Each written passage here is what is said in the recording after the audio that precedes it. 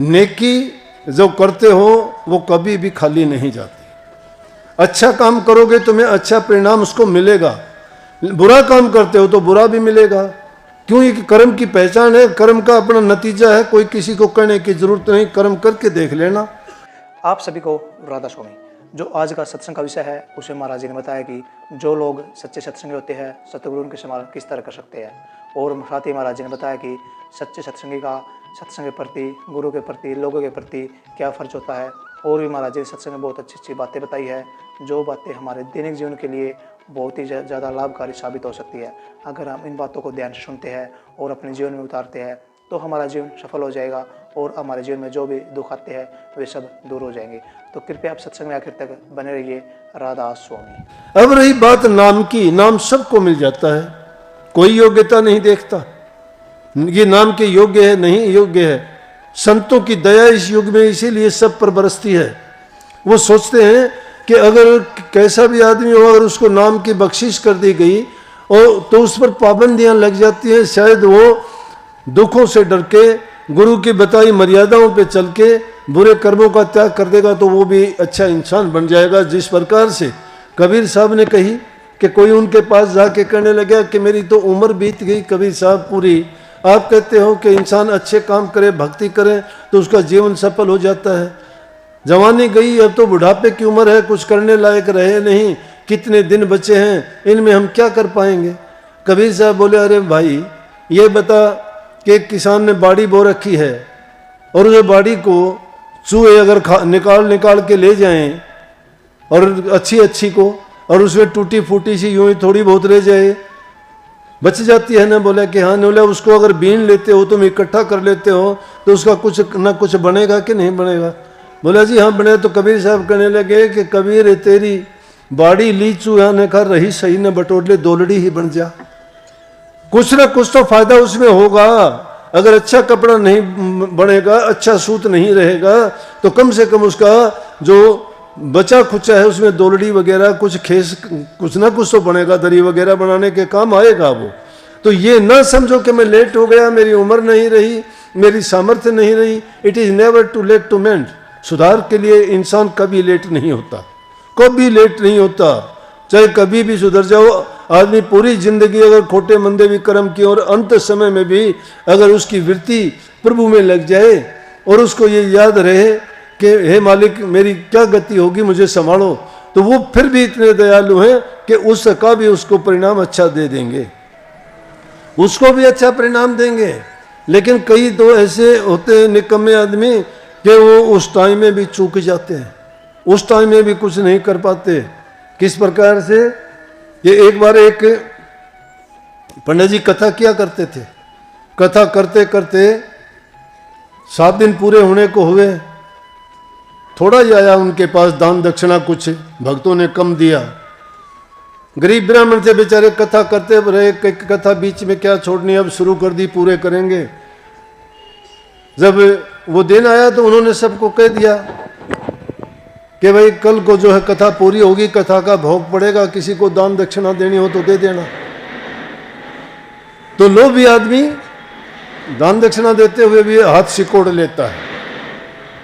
और दानी पुरुष ऐसे होते हैं, चाहे उनको अपना भी कुछ देना क्यों ना पड़े, वो अपना सर्वस्व त्याग के भी दान दे के खुश होते हैं।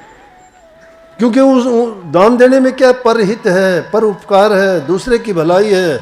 और उनको आदत जो पड़ी है दूसरे का हित करने की, उसको उनका हित करके उनको आनंद मिलता है, शांति मिलती है। अगर पूरे जीवन की सारी चीजें भी देके इंसान को शांति मिल जाए तो उसके बराबर क्या है। शांति के लिए सब तड़पते हैं, सब भागे फिरते हैं कि जी शांति नहीं मन में, दुख है। वो आए जिसकी सामर्थ्य थी, ये तो भाई जाती है ना, ये थोड़ी सी कंजूस ज्यादा होती है। ये तो पत्नी की तरफ भी यूं देखेंगे आज क्या लेके जाएगी, और इनका मन क्या होता है बेचारी, ये चाहे ओले पल्ले कुछ भी बचा खुचा के सोचेंगे कि गुरु ने मैं कुछ ना कुछ दान दे के आऊं, क्या अब तो मुझे औरत बना दिया, अगले जन्म में मैं भी आदमी बनूंगी ताकि मैं भी अपना बदला ले पाऊं। इनकी सेवा की भावना, भक्ति भावना, प्रभु में विश्वास, प्यार, स्त्री जाति में मातृशक्ति में ज़्यादा होता है, आदमियों में नहीं, इतना ज़्यादा नहीं होता। भक्ति भाव भी इनमें ही होता है। तो एक सेठानी थी, उसका सेठ भी ऐसा ही कंजूस था, वो देखने लगे आज क्या लेके जाएगी। वो भी होशियार थी, उसने एक सुनार से चांदी का गाय बनवाई और चांदी की गाय बनवा के मिट्टी में लपेट ली, चारों तरफ मिट्टी लगा के न सुखा के तैयार कर दी। वो लेके गई तो सेठ ने देखा, बड़ा खुश हो गया कि मिट्टी की गाय बना के ले जा रही है गुरु को देने के लिए, आज ये दक्षिणा में देगी, कथा का भोग पड़ेगा। तो वहाँ जब गई तो और दूसरे भी आदमी भी औरतें भी दान दक्षिणा दे रहे थे, कथा का भोग पड़ा। वो बेचारी गई जाके धीरे से बोली, पंडित जी देखो मेरे से तो ये एक गाय पूगी है, इसको आराम से संभाल के लेके जाना। अब जानते हैं ये हमारी वाली जाति भी बड़ी चालाक है, उन्हें भी जान लिया कुछ ना कुछ रोल है, इतनी बार ये 2-3 बार बात कही है तो कुछ ना कुछ है। बोला कि एक तरफ रख दे, बोला कि ये यहाँ रख दे, लेके रख ली। रखने के बाद में देखा तो थी चांदी की। चलो अंत टाइम आया, दोनों मर गए। मरने के बाद में जब पूछने लगे, हिसाब देखा, हिसाब देखो इनका भाई क्या है, कोई नेक काम किया इन्होंने, कोई धर्म पुण्य किया, कोई दूसरे की भलाई की, कोई इन्होंने अच्छा काम किया, पुण्य का काम किया हो तो बताओ इनके कितने अच्छे काम हैं। जब देखे बोला जी इन्होंने तो किया कि सेठानी ने मिट्टी की गाय दान की थी। तो कहते हैं कि गाय का पूंछ पकड़ के बैतरणी नदी से पार करवा देती है गाय दान करे तो, इसलिए सेठ लोग गाय का दान बहुत करते हैं। बोले कि अच्छा तो गाय को बुलाओ भाई। गाय बुलाई गई। अब पत्नी का दान किया हुआ पति के भी काम आता है, क्यों उसके साथ रही है, जो आधा तो अर्धांगनी कहते हैं ना, तो आधापन उसको भी मिलता है। दोनों ने गाय की पूंछ पकड़ ली, गाय बैतरणी नदी में छोड़ दी। मिट्टी की गाय थी। शेठ ने सोचा सेठानी ने ये मिट्टी की गाय दान की थी, पंडित जी को बड़ी काम आई भाई। जब नदी के बीच में गई, तेज धार आई, धार में वो मिट्टी गड़ के तो हट गिरी, वो चांदी की गाय चमकी और चमक दी, सेठ की आंख बदल गई। उसने दोनों हाथ माथे में मारे, बोला डूब दिया ने। वो दोनों हाथ माथे में मारे, हाथ छूट के गाय आगे निकल गई, सेठ डूब गई, खांदा डूब गया, सेठानी पार होगी। तो भाई जो नेक कर्म होते हैं, नेक इंसान जो करता है वो समझदारी से करता है, उसको उसका फल मिलता है। लेकिन दुष्ट आदमी नेक किए काम को भी बर्दाश्त नहीं करता, तो ऐसे करने से भी उनकी तिरी तराई बाजी भी डूब जाती है। कहने का मतलब ये तो एक हंसी और मजाक की बात थी। नेकी जो करते हो वो कभी भी खाली नहीं जाती। अच्छा काम करोगे तुम्हें अच्छा परिणाम उसको मिलेगा, बुरा काम करते हो तो बुरा भी मिलेगा। क्यों? ये कर्म की पहचान है, कर्म का अपना नतीजा है। कोई किसी को कहने की जरूरत नहीं, कर्म करके देख लेना। कोई किसी का बुरा करके मैंने सुखी होता नहीं देखा है, कोई अच्छे कर्म करके मैंने दुखी नहीं देखा है। अच्छा कर्म करने वाले को तो वैसे ही शांति होता है, आत्मिक रूप से कहता है मैंने बुरा किया ही नहीं।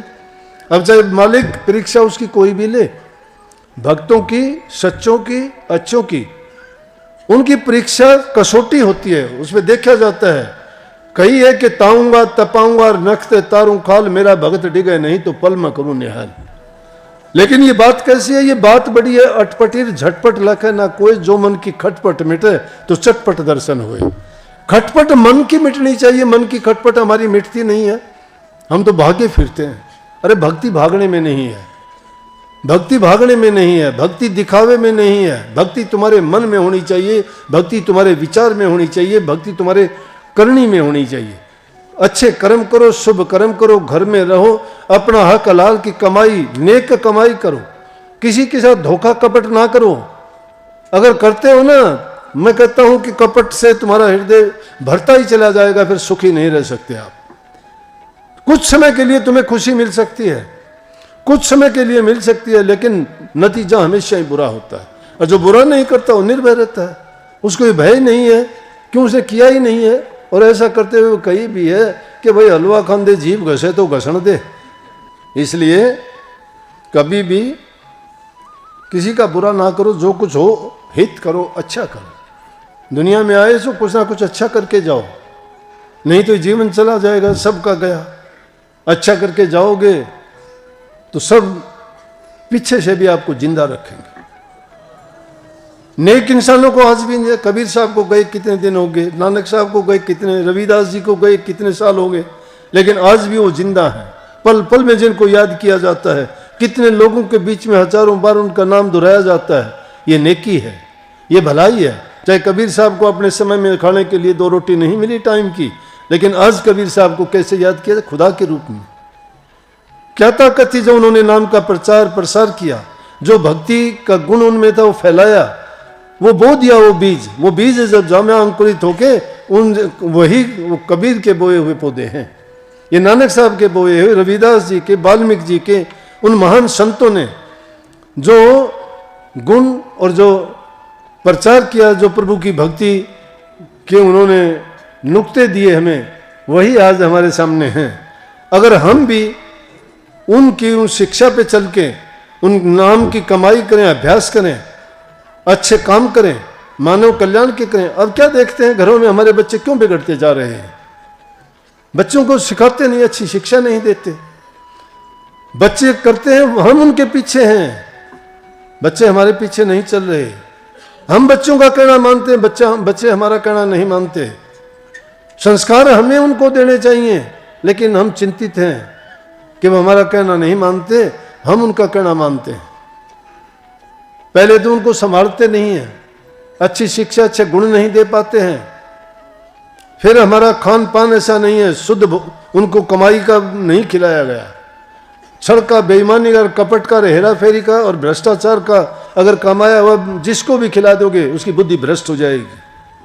अगर पशु को भी दे दोगे, मुझे तो 1-2 आदमी ऐसे याद हैं, जियाराम जी अपने डीसी थे हरियाणा में, वैसे यहाँ के भाणजे थे, तिगड़ाना के राजपूत जाति से थे, राजस्थान में थे, डीसी थे। तो कोई उनके घर में एक वो गाय रखते थे, एक बिंदोड़े की बोरी रखा है, उसकी माँ बड़ी वो थी, और वो जियाराम भी किसी का 1 पैसा नहीं लिया अपनी जिंदगी में। उनसे मिलके ये बातें महापुरुषों से अच्छी करने वालों का संग करते हैं, उनसे सुनते हैं तो दिल में एक उमंग पैदा होती है, एक अलग प्रकार का अनुभव जागता है। तो कहने लगे कि वो लेके आई तो गाय ने दूध नहीं दिया। मैंने नौकर से पूछा कि गाय को क्या डाला था? बोला जी बिंदोड़े कहाँ से आए थे? हम तो ले आए नहीं। कहाँ से ले आया तू? बोला जी फलाना व्यक्ति डाल के गया, बुला लिया उसको। मेरा ये बिंदोड़े क्यों डाल के गया? उठा इनको। उसी टाइम उठवा दिए गए। तो जो आदमी दिल के सच्चे हैं और जो इन बातों को समझते हैं, वो अपने बच्चों को गलत खाना, गलत भोजन, गलत पैसा नहीं देते। अगर उनके ऊपर तुम वो गलत चीज उनको देते हो खाने के लिए, पीने के लिए, निर्वाह के लिए, वो चीजें उनके खून में जब जाती है तो उन चीजों की तासीर उनके खून में मिल जाती है, उनके विचार में। क्योंकि इंसान के 5 कोष हैं। पहला कोष अन्नमय कोष है, और अन्नमय कोष से इंसान का सारा जीवन बनता है। जो खाते पीते हो, जैसा खाते हो, जैसा आदमी अन्न खाता वैसा मन होगा। अगर तुमने खाया धोखाधड़ी का, बेईमानी का है, तो तुम्हारे मन में क्या होगा? वैसा ही मन हो गया। जैसा मन होगा वैसे ही विचार होंगे उसमें। पवित्र आदमी के दिल में हमेशा पवित्र विचार आएंगे।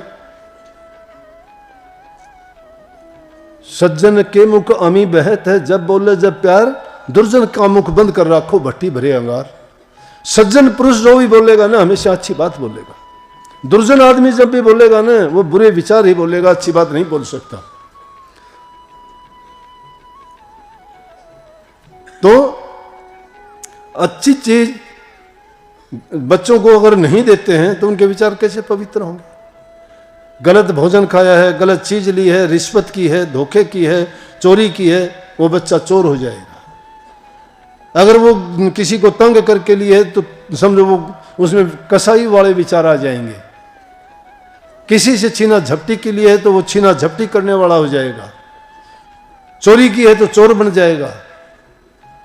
लेकिन अगर वो शुद्ध और पवित्र, इसीलिए क्यों पुराने जमाने में महात्माओं को आशीर्वाद दिलाते थे, उनसे प्रसाद दिलाते थे और उनकी दी हुई चीज़ों का उनको घोटी तक दिलाते थे। अगर ऐसे नहीं मिलते थे तो घर में बूढ़ा बुजुर्ग जो आदमी होता था कहते थे वो नहीं है ना, तो उसकी धोती का पानी निचोड़ के बच्चे को घोटी दे दो ताकि अपने दादा जैसा हो जाए, ये ताकि अपने ताऊ जैसा हो जाए। आज जानते ही नहीं है। आज उनको घुट्टी कौन देता है? नर्सें ही दे देती हैं हॉस्पिटल में। अब उसका पता नहीं है उसके कैसे विचार हैं। उनको जैसी घोटी दी गई बच्चा वैसा ही हो गया। उनके लिए नहीं, जैसा मैं देता हूं तो मेरे जैसा हो जाएगा, कोई चोर उचक्का देगा उस जैसा हो जाएगा। अब जो घोटी देता है उसका पता तो नहीं ना किसने दी थी, उसके कैसे विचार थे उस टाइम में। हर टाइम में एक जैसे विचार नहीं रहते, कभी हम दुखी होते हैं तो उस बच्चे को अगर उस टाइम में उसने दुखी आदमी ने घुट्टी दी, वो बच्चा रोता ही रहेगा, क्योंकि जिसने जो उस वक्त में अरे जिस चीज से सींचते वो पौधा भी अगर बुरी चीज सींच दी तो जड़ जाता है, अच्छी चीज उसमें डालते हो तो प्रफुल्लित होता है, खाद डालते हो के, और अगर ज्यादा तुमने उसे कोई दूसरी बुरी चीज डाल दी मुरझा जाएगा कि नहीं। उनसे भी शिक्षा नहीं लेते हम तो, उनसे भी ये ज्ञान नहीं है। फसलों में भी अगर तुम दूसरी चीज डाल के देख लो खत्म नहीं हो जाए तो। एक बार हुई थी हमारे यहाँ, बो रखी थी मेथी, स्प्रे कोई और करना था और उसने पता नहीं कौन सा स्प्रे किया, वो सारी मेथी खराब हो गई थी। तो स्प्रे वो भी खराब क्यों हुई भाई, कि वो स्प्रे खराब थी, वो किसी दूसरी चीज की थी। इसलिए इंसान जो खाता है चीज, जैसा अन्न खाएगा उसमें वैसा मन होगा, मन में वैसे ही विचार पैदा होंगे। अन्नमय कोश से मनमय कोश बनता है, मनमय कोश से ज्ञानमय कोश बनता है, वैसा ही ज्ञान होगा उसका। और ज्ञान से विज्ञानमय कोश, उस ज्ञान से विज्ञान पैदा होता है, मतलब ज्ञान की और भी गहराइयां। और उस ज्ञान के बाद में 5वां कोश है आनंदमय कोश। अगर उसका हर चीज पवित्र है तो उसके शुद्ध विचार होंगे, ज्ञान भी बढ़िया होगा, विज्ञान भी उसका सही होगा, अच्छी सोच वाला, अच्छे काम वाला और नेक इंसान जो होगा उसको ही वो आनंद होगा। बाकी तो तुम देखते नहीं, पैदा होते ही उल्टी सीधे कर्म करने शुरू कर दे तो सोच लेना चाहिए ये कोई ऐसी वैसी चीज का इंसान उभरता नहीं है, क्योंकि वो चीज फलती फूलती नहीं है। इसलिए हक हलाल की कमाई खाओ, अच्छे विचार रखो, घर में माँ बाप बूढ़े बुजुर्ग की सेवा करो, जबान से मीठे बोलो, ये जबान बड़ी अनमोल है। किसी से मीठा अच्छा बर्ताव नहीं करते हो, क्या फिर बोलना है क्या नहीं बोलना, क्यों बेकार में फिर जीभ घसाई करते हो। इससे आदमी मित्र और दुश्मन दोनों बना लेता है। लेकिन इससे अच्छा बोलोगे उसको भी अच्छा लगेगा, तुम्हें भी अच्छा लगेगा, और को भी अच्छा लगेगा। वाणी तो अनमोल है, जो कोई जाने बोल, ये तराजू तोल कर फिर मुख बारा हो। ये ऐसा वचन है, कड़वा वचन तो जड़ा के राख बना देगा दूसरे को, और मीठा वचन क्या कहने शांति देगा। इसलिए हमेशा जबान से मीठे बोलो, शरीर से सेवा करो और मन से प्रभु का चिंतन करो, नाम का सुमन करो, भक्ति करो। दोनों टाइम समय बना के समय का ना करियो। टाइम को कहता है कि मैं 20 मिनट ध्यान करूंगा, दो टाइम का घड़ी की भक्ति करेगा। घड़ी की काफी लोग आके मेरे को कहते हैं, बोला जी मेरे को शराब छोड़े इतने दिन हो गए। माना कब छोड़ी है? छोटी नहीं है, इतने दिन तो अभी गिनती कर रहा, जिंदा है तेरे मन में, रोजाना याद करता है। आज छोटे महीना हो गया, 2 महीने हो गया, 3 हो गए, फिर तो तू उसकी गिनती करता है, उसको याद रखे, वो जिंदा है तेरे मन में। जो भूल गए तो भूल गए, उसको भूल जाओ। और जो बीत चुका है ना, हो चुका है, उसके बारे में सोचते हो तो मूर्खता भी है। उसका कुछ नहीं कर सकते तुम, वो नहीं आएगी अब बीती हुई चीज, उसमें सुधार भी नहीं कर पाओगे। किसी को गाली दे दी तुमने, अब क्या सुधार करोगे? उस गाली का तो सुधार होगा नहीं। आगे के लिए तुम चाहे उससे लाख माफी मांग लो कि भाई ये गाली दी थी, वो गाली दुराहे जाओगे, फिर भी कहोगे ये गाली दे दी थी, मेरी गलती थी, माफ कर दे। फिर कहेगा यार उसको मैंने न्यू नाराज कर दिया, वो गाली दे दी थी। वो गाली नहीं मरती कभी भी, फिर उसमें कमी बेसी नहीं कर सकते, उसको कम नहीं कर सकते। तो गई बात के लिए नहीं पछताना। Those who indulge into their past and future certainly lose their present। जो अपने भूतकाल और भविष्य में उलझ जाते हैं, वर्तमान को भी खो देते हैं। वर्तमान में जीते हो, वर्तमान में अच्छे काम करो, नेक करनी करो। किसी को दुख नहीं सुख दो। तुम्हारे तन से अगर सुख किसी को दे दिया तो समझो कि तुमने बहुत नेक काम कर लिया, और भक्ति का एक पैड़ी आप ऊंचे चढ़ गए। और धीरे धीरे करके नेकी करते चले जाओगे, मन की मलिनता दूर हो जाएगी, मन पाक साफ पवित्र हो जाएगा, उतने ही आप प्रभु के करीब चलते चले जाओगे। साथ में सतगुरु का आपके साथ आशीर्वाद होगा, मन में शांति होगी, सुखी रहोगे और जीवन आपका बहुत हंसी खुशी बीतेगा। और यही आपको सबके लिए आशीर्वाद और संदेश है। मालिक सब पर कृपा बख्शे, सबको भक्ति के मार्ग पर चलाए, बुराइयों से बचाए, अरे कुछ भी नहीं तो इतना ज़रूर है कि उल्टे सीधे कामों से बच के अगर हम नेक करनी भी करते हैं तो समझो कि हम रास्ते पे आगे, प्रभु हमारी संभाल कभी न कभी अपने आप कर लेगा। सबको बहुत बहुत आशीर्वाद, सबको मालिक शांति दे, शक्ति दे, भक्ति करने की ताकत दे। राधा सत्संग को पूरा सुनने के लिए आपका बहुत बहुत धन्यवाद। हम आशा करते हैं आपने सत्संग को बड़ा ही ध्यान से सुना होगा और सत्संग को ध्यान से सुनकर आप पुण्य भागी अवश्य बने होंगे। साथ ही सत्संग में जो प्रवचनों में बातें बताई है उन प्रवचनों को अपने जीवन में अवश्य उतारे ताकि आपका जीवन सफल हो सके। और अगर आपको सत्संग अच्छा लगा तो कमेंट में राधा स्वामी लिखकर पुण्य भागी अवश्य बनिए। राधा स्वामी।